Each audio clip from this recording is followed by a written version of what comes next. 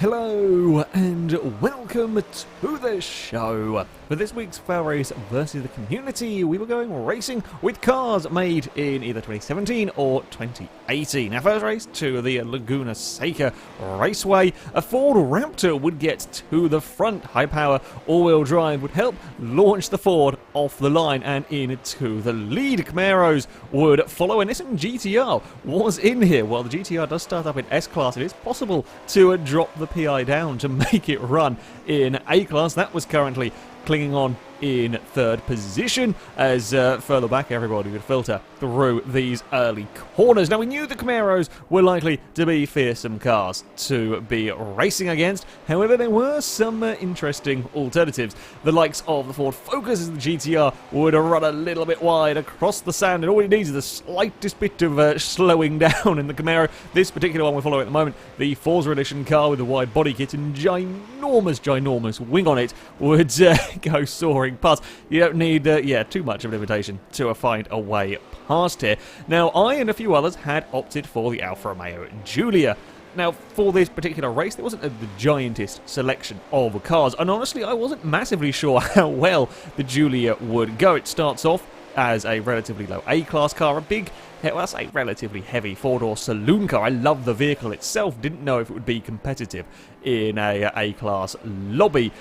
They were certainly going pretty damn well. Now, there were two of us further back, started on the back row of the grid, who were keen to make our way up through the order. My orange Giulia and the very lime greedy yellow coloured Giulia, and for pretty much the entirety of the race I would follow this car on our march up through the order. Up ahead they're going too wide into the corkscrew. Porsche Cayenne is going to end up out a little bit wide. I get a big slide further on in the background, won't help me. The Panamera up here is being a little bit slow off the bottom of the corkscrew. Alfa Romeo is going to go around the outside with a little bit of rally crossing across the sand. Somebody else in an Alfa Romeo a little bit wide at that part as well. The Camaro, yellow Camaro here, a little bit slow off of the turn. Alfa Romeo is now going to try to go around the outside of another car, this time at the final corner. I guess a little bit of a nudge again.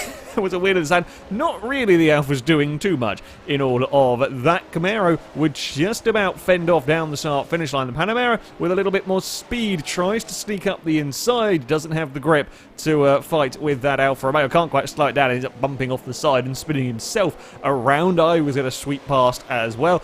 It was frantic stuff. It was very frantic stuff back here as the limey, yellowy green Alfa would find a way up the inside of a Camaro, and while it was too wide up ahead, it would be too wide here as well. Eventually the Alfa managing to make the move stick on the Chevrolet. At the front, amazingly, the Raptor race truck had held the lead for a couple of laps. However, while it did have decent acceleration, decent straight line speed, of course, it was never going to have the corner grip of a fair few the other cars, and in the end, the Camaro was just too fast. The Camaro was not being outdragged enough by the Raptor for the Ford to be able to defend through these turns, and sure enough, the first corner, it would be the Camaro, fires up the inside, outbrakes the Ford at a fairly straightforward pass, while the Raptor has got the acceleration to maybe think about fighting back. He's always going to be stuck on the outside, and the Raptor is not going to be going around the outside of the Camaro. Certainly not at that corner. It just simply doesn't have the grip, but it done well to hold on to the lead for as long as it did, and was still setting fairly decent times. Further back, there were some drivers a bit unlucky in the early exchanges in these races, as there often can be. This was the fight for 18th place between an Alfa Romeo Giulia and a Porsche Panamera. Doesn't matter what particular position it is, because, well, wherever you end up, they're going to fight as hard as they can for said position. A bit of a slide from the Giulia at the bottom of the corkscrew is all the Porsche needs to try and sneak the nose up the inside. The problem was, Panameras were struggling a little bit around these circuits. It just didn't quite have the corner speed to fight with the Alfa Romeo. The Giulia can hold it on the outside. The Porsche will eventually fire up the inside into the final corner, but in trying to do that, can't get the car stopped, ends up out wide onto the sand, and all of that hard work gets undone. It's an easy mistake to make, trying to get passes done at that final corner, especially the Panameras that are not the most cooperative of cars to drive. The Raptor race truck would make a small mistake, clipping a tyre bundle, and drop himself a little bit down the order to 5th, where he would hold up a poor Fiat. The Abarth had the quarter speed, but didn't have anything in terms of a response to the Ford's, well, straight line speed and acceleration. The Giulia train, well, a little bit more separated, with me having made a small error, was catching to this group. In fact, our Alfa Romeos were very, very quick, and sure enough, the Giulia, too much straight line speed for that Abarth. It just... the Giulia's had a good combination of straight line speed, acceleration, and handling. Very, very good overall sort of vehicle for this kind of thing. The Fiat perhaps a little bit quicker through the turns, but again, he's up against a car that will out-accelerate him at every single acceleration zone around this particular circuit. At the front, having passed the Raptor, a fairly straightforward time, really, for the Camaro. Now, actual lap time-wise, between about 6 or 7 of us, there was less than half a second difference. It could have potentially been quite a close race, especially if our two Giulias hadn't been stuck at the very back of the field, but it would be, in the end, a fairly sizable margin of a victory for the Camaro at the front here.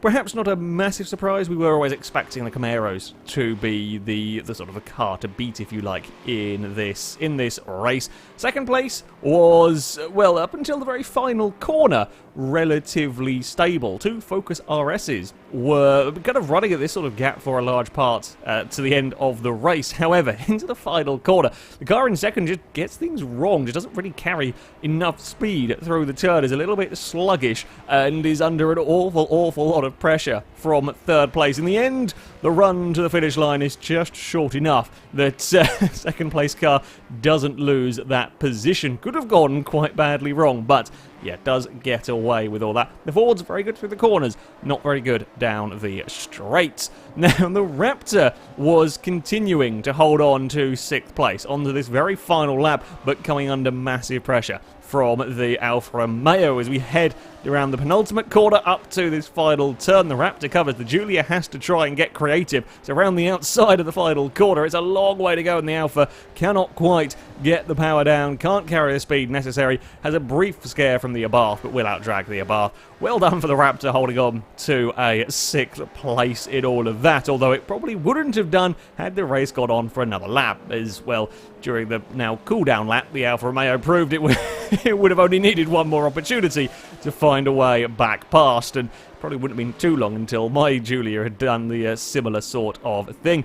Further back, still going on this final lap. It was a mad final lap, this race. This was the 14th place. This group had kind of gradually caught up to each other, and this very final of laps, both the Camaros make the same mistake, running too wide out of one of the corners. That gives the Abarth an opportunity. It's around the outside of the yellow Camaro up towards the final turn, and it's a big dive from the Abarth, trying to sneak up the inside. The grey car left a little bit of a gap. The Fiat was able to shove his nose up the inside, and this Abarth had some decent straight line speed about it as he outdrags the Camaro to the line, and it's a very reminiscent crash of a certain Corvette versus Porsche battle here. The Camaro tried to tuck into line behind the Abarth, just misjudged the nose of his car. Thankfully, it didn't make any difference to the result of the race. They just happened to cross the line, slightly crashing at that point.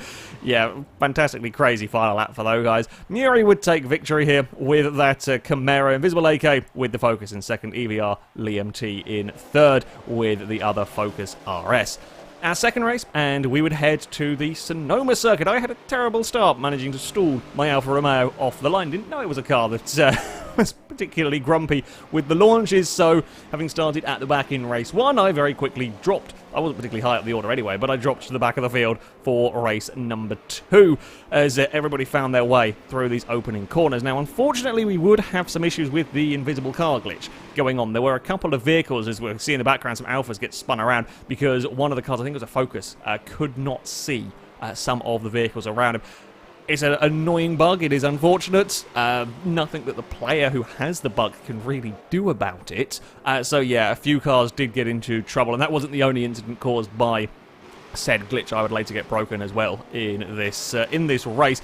Either way, as the leaders would make it through untroubled, it would once again be a Raptor that was leading the way here, but coming under increasing pressure from a pair of Camaros. One of the wide-body cars trying to sneak up the inside, couldn't quite make that one stick in the end, lost a fair bit of time. Still, the Raptor would hold on as we head into the very, very fast S's. Not a part of the circuit the Raptor is going to particularly like through here. The Camaros certainly have got a good run, although it's a long, long way around the outside. The Raptor's sliding, but the Camaro is going to have the grip to fire it up the inside. The Raptor's still desperately trying to cling on to the position. Amazingly does keep it through that fast corner, but then can't do it under braking as the two Camaros go flying up the inside on the braking zone. A third one gets past kind of midway through the corner. It is now the safety car lighted vehicle that gets the lead, but it is only for the briefest of seconds. Runs into turn one a little bit too deep, does sweep across in front,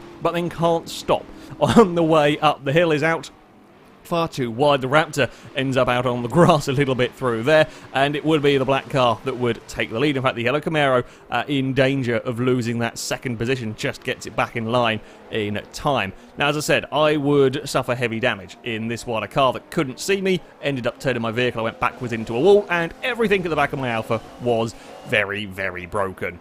It was all gone. However, I was still around other cars and determined to try and make up at least some positions and have a half-decent race. This little Alfa Giulia battle going over at this stage for around 10th.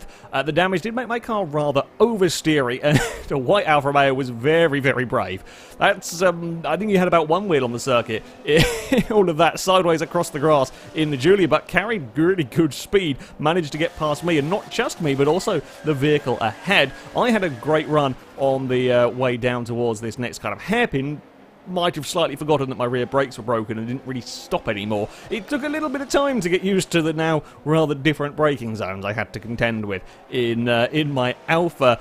Behind the Raptor, there would quickly become a rather large train of cars, as you can imagine. A Focus, the Alfa Romeo, one Panamera, perhaps one of the few Panameras was actually working relatively well, was in this group. There was a Fiat that ended up out a little bit wide across the grass, and he would drop to the back of this little section. Camaro's having a look up the inside towards the hairpin. Perhaps one of the better overtaking spots around this circuit, although it's a kind of a difficult one in some ways. You can get a lot of speed on the outside, as the Panamera was going to show. If you are too tight on the inside through that corner, you can struggle to get off of the turn, and that outside line with that big run down towards the S's can sometimes be enough to keep you ahead. The Panamera does a very good job of fending off that Camaro. With still the Raptor would lead this group, although the Panamera is very, very wide. Again, an incident that you see many times here at Sonoma, just asking too much of the car.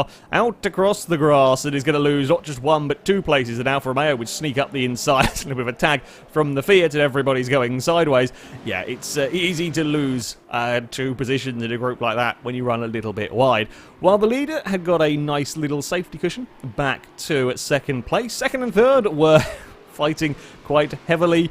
The safety car lights sees an opportunity. It is not the easiest opportunity. In fact, there is about a Camaro's width and nothing more to fire up the inside. It is a brilliant pass. That's a tough overtaking position up into that corner, especially when the gap is as narrow as that. A fantastic pass for second place. However, the yellow car not quite able to hold on to it. Head into the hairpin. It's side by side for the two Camaros. It initially looks like the yellow car might be able to get away with it, just overdrives the exit, is bouncing across the curb, gets a sideways moment, weird on the grass, can't put the power down quite well enough, and the wide-bodied Camaro would reclaim the position. Yeah, brilliant, brilliant pass initially to get the second place. Just can't quite hold it through the next corner. I mean, these guys were a fair bit clear of the fight further back. Certainly helped by the Raptor continuing to slow down the rest of the field. The Panamera still unable to find a way past the Ford. Now, I was in this battle with my damaged Alfa. The problem was I knew the Panamera couldn't see me. It had been the car that had turned me on lap 1, and I knew the Porsche couldn't see my vehicle, so trying to find a way past that car and the Raptor all at the same time was rather scary, especially in an Alfa that wasn't being particularly cooperative. There was a lot more sliding from the Alfa Romeo at this stage than I would have liked, but it was, yeah, something I was kind of having to try and deal with. Both of us got a very, very quick run on the Raptor. Now, I knew I couldn't really do anything too crazy here because I knew the Panamera wasn't going to be able to see if I tried to make it 3 wide. I instead go for the sneak up the inside option, which didn't really work either. I actually get a pretty slow run out of the hairpin. The Porsche gets a brilliant cutback on that Raptor to move up a position. It's sweeping around the outside of turn 1, a scary move to do at the best of times, especially against a big Ford pickup. The Raptor having a look around the outside of turn 2 isn't quite going to do that. I'd hoped to sneak through on the inside, but ran out of acceleration against the big pickup. Yeah, great pass from the Panamera there to move up a position in all of that. It was, as both of us further back go for a little bit of an exploration, it was a little bit more of a lonely race at the front, not helped, as I said, by a few invisible car glitches taking out some vehicles earlier on in this race, a few cars having to take trips through the pit lane. It would, though, be a victory for the black Camaro, gradually extending his lead through the later stages of this race. Would have loved to have seen what my Alfa Romeo could have done against these cars had I not suffered damage and been stuck further back early on, but these guys stayed out of trouble, set the fast lap times, and were able to take a 1-2-3 for the Chevrolets. And it would be Dust Danny with the victory. Sui in the wide-bodied car, the Forza Edition in second place. Chatty Beast in third with the safety car lighted one. Our third and final race would head to the Hockenheim full circuit. Camaro would lead an Alfa Romeo off the line as turn 1. Something is very sideways. I think that was a Challenger Hellcat. Gets turned and slipping around on the outside of the corner. It's side by side down into the second corner. Alfa Romeo having to try squeeze around the outside of the Camaro. It's a long way around there. The Giulia does have the grip initially, but doesn't quite have the power of the Chevrolets as somebody finds that outside. That outside curb on the run down this main straight is a horrendous thing to hit. It really causes problems for cars. Spits vehicles sideways nose end down there if you are not careful. The Camaro able to make decent ground down the straight, although you can see how much the Alfa Romeo closes up under brakes.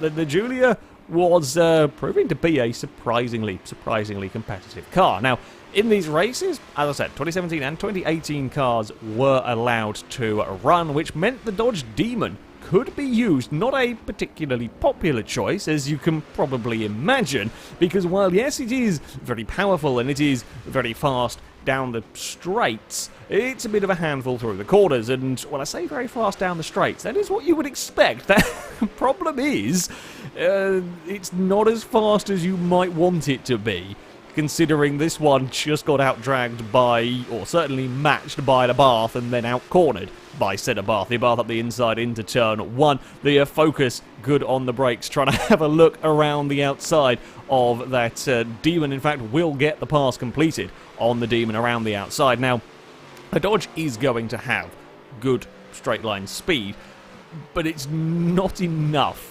against these cars. In fact, one of the Camaros is able to out-drag the Demon. They're both going to out-drag the Focus, and a Camaro up ahead had found himself out on the grass, was then going to get past. It's 3 wide. The Demon would be on the line that you want, is up the inside into the hairpin and able to make ground. But, yeah, truth be told, the Demon, for all of its power, was not that much faster than some cars around it, and the cars that were around it, like the Camaros, for example, could just about match it in a straight line and then were better through the corners. The Demon was struggling a little bit. I'm sure the Demon would have a higher top speed than these cars. However, around a normal race circuit, that is, well, irrelevant, quite frankly.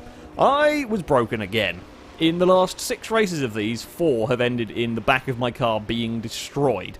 The Alfa damaged in an identical amount of damage at the back of the car. Suspension, brakes, aero, all shot to pieces because someone couldn't stop into the hairpin, and that ruined the Giulia. Once again, though, I found myself in battles, so was determined to try and make the most of the car. Again, I would love to have seen what this Alfa Romeo could have done around this circuit, but it's the way racing goes. Sometimes I just like to finish a race without the back of my car being destroyed. Generally helpful. I found a Porsche Cayenne to race against. Said Porsche found a curb and didn't have a particularly pleasant experience. It's a big curb at turn 1. Very easy to upset cars. It's a big two-wheel moment for the Porsche. She's going to be stuck on the outside. Has got some decent straight line speed, the big SUV, but could not quite carry the quarter speed there. It's up the inside for the Alfa. I would get the position, but I knew I needed to, well, kind of run away. I knew I needed to get clear. Not just of the Porsche, had to be wary of the Bentley. That Bentley had massive straight line speed down here. It's probably the fastest car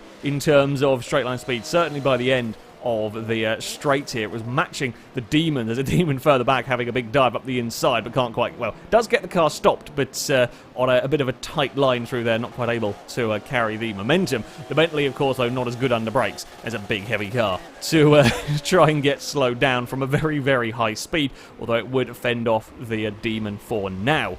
At the front of the field, it was a familiar sight. Camaro was leading the way, but it was not plain sailing by any means for the Forza Edition car, as for the entirety of the race, it would be shadowed by the Alfa Romeo Giulia. These two were quicker than the rest of the field. They would be pulling away from 3rd, 4th, 5th and 6th, all in Camaros, I think, at this point of the race. Yeah, they were pulling away. They were quicker than the cars behind. The Giulia could just never quite find, or never quite get close enough to attempt to pass on the Camaro, both setting very, very similar lap times here. I think the Camaro perhaps a teensy bit faster down the straights, the Alfa Romeo a tiny bit better through the corners. These two incredibly evenly matched. It was one of those racing, and certainly to an extent for a lot of the cars at the front actually, they ended up just sort of following each other around, setting very similar lap times in close proximity, certainly for the cars further back, the 3rd, 4th, 5th, etc. That group were kind of sat together, following each other, just not really able to do anything about overtaking. The Alfa Romeo sort of shows the nose, has a little bit of a look, but yeah, can't quite do anything. There was a similar story going on further back as well, with the Red Camaro having a look but couldn't get a pass done. That is how it would end for the front of the field. The Camaro would actually pull a little bit more of a gap by the end here. The Chevrolet would have a good lap, extend that gap out by a tiny bit. The Alfa Romeo would have a good lap, close it in, but yeah, it would never quite go sort of a full-on battle between the pair of them, but the Giulia was keeping that Camaro very, very honest throughout the race. Certainly, yeah, certainly showing the Giulia a seriously good car, actually, when it comes to A-Class. Performed far better than expected, while mine had been quite broken. I know from Laguna mine was about as fast as the one that we had getting second here, so yeah, as far as A-Class cars go, Camaro, obvious, sensible, good choice for this sort of thing, but the Giulias were really working. Most exciting final lap? Well, that would be for me, much further back in the field, fighting over about 9th place at this stage. I was against a Focus, and despite all of the brokenness of the Giulia, I had been kind of catching these guys. I had more straight line speed than the Ford. I think the Ford might have suffered a bit of damage as well, to be fair. The Ford, very good through the corners, but lacked that little bit of a top end. We had both actually been kind of catching the group ahead of Demon. I think it was a Camaro as well, fighting for position as we head down this long back straight for the final time. I knew perhaps one of my best opportunities to pass the Ford would be into the hairpin. The Ford also knew it, moved across to the inside to defend, as you would expect. Will outbrake my Alfa, but I was hoping I could make him overshoot the corner, and sure enough, the Ford runs very, very deep trying to defend that position. I go for the cutback, but can't quite carry the speed to really attack the Focus. Now, this is all very well and good. It is good fun battling between the pair of us. What neither of us quite realised was how quickly the Bentley was catching behind as we fought for position. It was a big dive once again up the inside for the Alfa. The Ford had been a little bit earlier on the brakes there than I expected. Hadn't quite intended to go for the pass, but we are on that line. Got the car stopped, got the car turned, was up the inside of the Focus. Continued, though, every time on the exit of the corner, the Focus would find a way back past onto the inside through the fast right-hander. Still can't get my car clear. I can't get the pass completed. Eventually, on the exit, I have the acceleration. I can essentially move across by the time we get to the braking zone for the hairpin. I would be clear of the Ford. Just a couple more corners to go. I know I have to be defensive here. I know I have to be careful with that Focus, with the Ford's quarter speed. And as we round the final turn, I'm slightly sideways, get slightly assisted by the Focus. It's across the grass, across the gravel for me. The Ford lifts off to let me get my position back, and the Bentley gets all of us. The Bentley would end up with 9th. I just get on the track in time to stay ahead of the Camaro. I do get a top 10, but yeah, ludicrous final lap. Good fun, though, for all of us. At the podium, the Wheelman would take victory with the Camaro Impega in second, with the Giulia Muri in third, with another Camaro.